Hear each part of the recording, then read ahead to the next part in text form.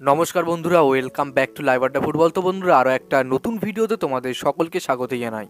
বন্ধুরা, ভিডিওটা শুরু করার আগে তোমাদের কাছে একটাই অনুরোধ, সেটা হচ্ছে যে আমাদের এই চ্যানেলে যারা প্রথমবার তারা কিন্তু অবশ্যই আমাদের এই চ্যানেলটাকে সাবস্ক্রাইব করে পাশে থাকা বেল আইকনটি অল করে রাখবে, যাতে সবার প্রথমে এরকম খেলার আপডেট তোমাদের কাছে পৌঁছে যায়। তো বন্ধুরা, এই ভিডিওতে তোমাদের কাছে মাত্র 100টা লাইকে আশা রাখছি। তো আশা করছি তোমরা 100টা লাইক কমপ্লিট করে দেবে এই ভিডিওতে। তো বন্ধুরা, এই ভিডিওতে 100টা লাইক কমপ্লিট হয়ে গেলে কিন্তু আমি তোমাদের জন্য রিডিম কোড আনবো কালকে সকালের ভিডিওতে। তো যারা নতুন এসো তারা কিন্তু অবশ্যই লাইক করে দাও। তো বন্ধুরা, এই পরিবারে কিন্তু 10,000 মেম্বার হতে কিন্তু আর বেশি বাকি নেই। তো যারা প্লিজ নতুন এসছো তারা সাবস্ক্রাইব করে দাও এবং চ্যানেলটাকে সাবস্ক্রাইব করে ভিডিওতে লাইক করে দাও। ওকে। তো বন্ধুরা, আজকে বিশেষ কিছু আপডেট নিয়ে তোমার সঙ্গে কথা বলার আছে। তো তোমরা ভিডিওটা একটু স্কিপ না করে পুরোটা দেখতে থাকো। তো বন্ধুরা, সবার প্রথমে যে আপডেটটা নিয়ে কথা বলি, একটাই আপডেট আছে, রিউমার বেরিয়ে আসছে যেহেতু, তো সেই রিউমারটা আজকে তোমার সঙ্গে শেয়ার করব। তো এক সপ্তাহ থেকে যে খবরটা বেরিয়ে আসছে যে বিপিন সিংকে নাকি কেরালা ব্লাস্টার এবং মোহনবাগানের, ঠিক আছে, কেরালা ব্লাস্টার এবং মোহনবাগান এসজি এই দুটো দল বিপিন সিংকে টার্গেট করছে।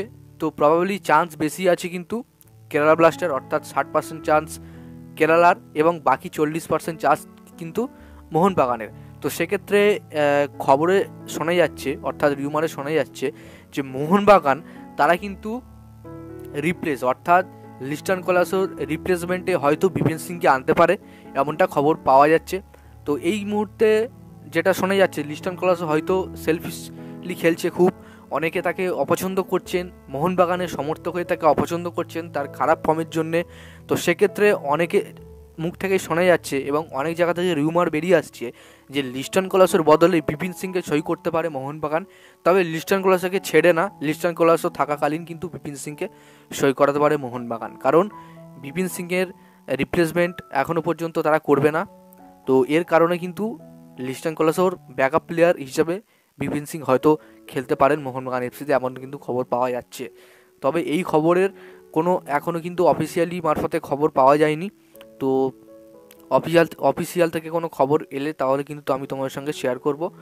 তো দেখো, এই মুহূর্তে বিপিন সিং তিনি কিন্তু মুম্বাইয়ের সাথে তার চুক্তি এখনও আছেন এবং মোহনবাগান যদি বিপিন সিংকে নিতে চায় তাহলে কিন্তু অবশ্যই তাকে লোনে নিতে হবে, কারণ এখনও কিন্তু তার চুক্তি শেষ হয়নি মুম্বাইয়ের সাথে। তো তোমাদের কি মনে হয়, মোহনবাগান কি এই ডিলটা পুরোপুরি কমপ্লিট করতে পারবে, অর্থাৎ লিস্টন কলাসের বদলে বিপিন সিংকে কি তারা দলে নিতে পারবে? তোমাদের কি মনে হয়? তো অবশ্যই লিস্টন কলাসকে তারা ছাড়বে না, লিস্টন কলাসের ব্যাকআপ হিসাবে তাকে রাখবেই বিপিন সিংকে। এবং বিপিন সিং তিনি কিন্তু ফার্স্ট হাফ থেকে খেলাতে খুব ভালোবাসে, অর্থাৎ ফার্স্ট হাফ থেকে খেলতে কিন্তু খুব ভালোবাসে। তিনি কিন্তু ব্যাকআপ প্লেয়ার হিসেবে খুব একটা নামেন না মুম্বাইয়ের হয়ে, আমরা সবাই দেখেছি। তো সেক্ষেত্রে একটা রাজি অরাজির ব্যাপার থাকে বিপিনের।